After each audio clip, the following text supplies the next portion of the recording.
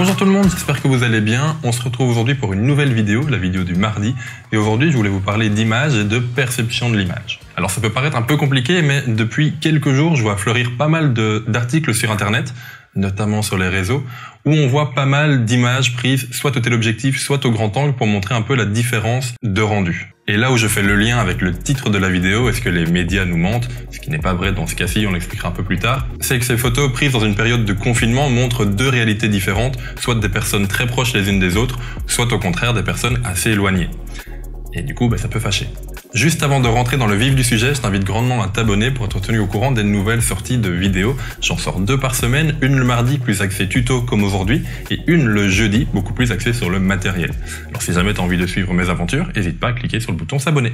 Et cette différence de rendu est due à un choix d'objectif, soit on va utiliser un objectif qu'on va appeler grand angle, où il va vraiment capturer une large scène, ou un téléobjectif, bref, un zoom, dit assez vulgairement. Et entre ces deux types d'objectifs, on va évidemment avoir plusieurs différences, comme l'angle de champ qu'on va pouvoir capturer dans la scène, soit un grand angle, soit un plus petit, et on va également avoir une perception différente de l'image. Alors ça va peut-être vous paraître un petit peu compliqué, mais en soi c'est assez simple à comprendre. Le grand angle, lui, a tendance à augmenter les distances entre les différents plans de l'image, en exagérant la taille des éléments au premier plan, ainsi que les distances entre ces différents plans.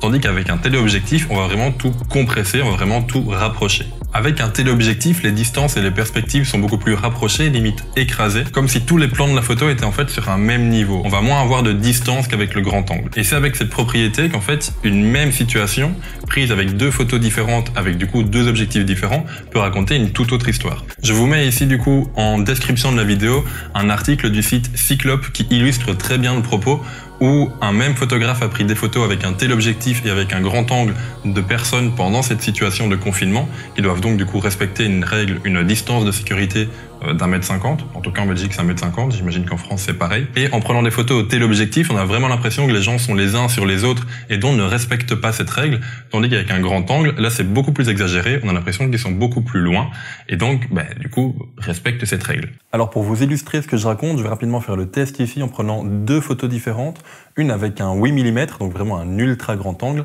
et un autre avec un 56 mm, donc un petit téléobjectif. Le but va être de comparer ensuite les 2 photos pour voir la différence de rendu par rapport à mon visage.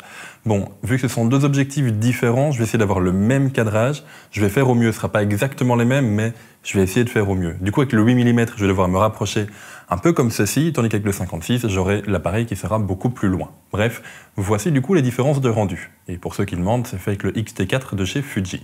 Ok, donc on se retrouve maintenant pour la première photo prise à 8 mm. Pour info, l'appareil était à environ une dizaine de centimètres de mon visage. On voit que mon visage est totalement disproportionné, il est beaucoup trop fin et mes cheveux par exemple, sur le haut de la photo, sont beaucoup trop longs. Alors je sais qu'on est en période de confinement, mais ils ne sont pas aussi longs. Sur la deuxième photo, prise cette fois à 16 mm, les proportions sont un petit peu mieux respectées, mais ça n'est toujours pas normal, ça n'est toujours pas une vision normale. Mon visage est beaucoup plus fin qu'en vrai. Et enfin, sur la troisième photo, prise cette fois à 56 mm, les proportions sont cette fois beaucoup plus proches de la normale. Oui, en vrai, j'ai un visage beaucoup plus rond que sur la première photo. Et si on compare cette fois la photo prise à 8 mm et celle prise à 56 mm, on note une réelle différence. Alors que c'est le même appareil, c'est le même sujet et je n'ai pas bougé de place. J'ai juste bougé l'appareil de place de façon à avoir plus ou moins le même cadrage. J'ai retenté l'exercice également avec 2 objets, un Instax Mini et un objectif, qui est pour info le 8-16 mm que j'ai utilisé pour les photos de portrait. J'ai mesuré l'espace entre les 2 sous-verts, celui de l'Instax et celui de l'objectif, et pour info, il y a 5 cm. Sur cette première photo prise au grand angle, on a l'impression que l'Instax est bien devant l'objectif, alors que je vous le répète, il n'y a jamais que 5 cm. Tandis que sur cette deuxième photo prise à 80 mm, la distance est beaucoup plus petite. Du moins, elle paraît beaucoup plus petite, parce que de nouveau, je n'ai pas bougé les sous-verts. Il n'y a toujours que 5 cm entre ces deux-ci. Et donc pour répondre à la question du titre, je ne pense pas que les médias nous mentent, ils utilisent juste en tout cas les bonnes photos avec la bonne perception de l'image pour coller à leurs propos. Donc évidemment, s'ils veulent te faire peur en disant « les gens ne respectent pas », ils vont utiliser des photos prises au téléobjectif dans ce cas-ci, ou le contraire, si tu veux absolument te prouver que les gens sont sereins, et qu'ils respectent totalement les règles de sécurité, ils vont beaucoup plus utiliser des photos prises au grand angle dans ce cas-ci.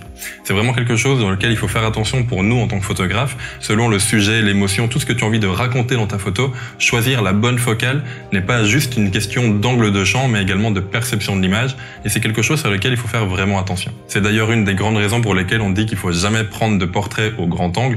C'est pas vrai, tu peux prendre des portraits au grand angle, ce sera juste pas très flatteur, car au niveau de la perception du visage, ça va un petit peu déformer le tout. Bref, j'espère que tu auras aimé cette vidéo. Si c'est le cas, n'hésite pas à laisser un j'aime, un commentaire et pourquoi pas à t'abonner. Nous, on se retrouve jeudi prochain pour une nouvelle vidéo axée matériel cette fois. Alors en attendant, ne sortez pas encore, mais prenez quand même des photos, des vidéos et surtout faites ce que vous aimez. Alors à la prochaine. Ciao tout le monde.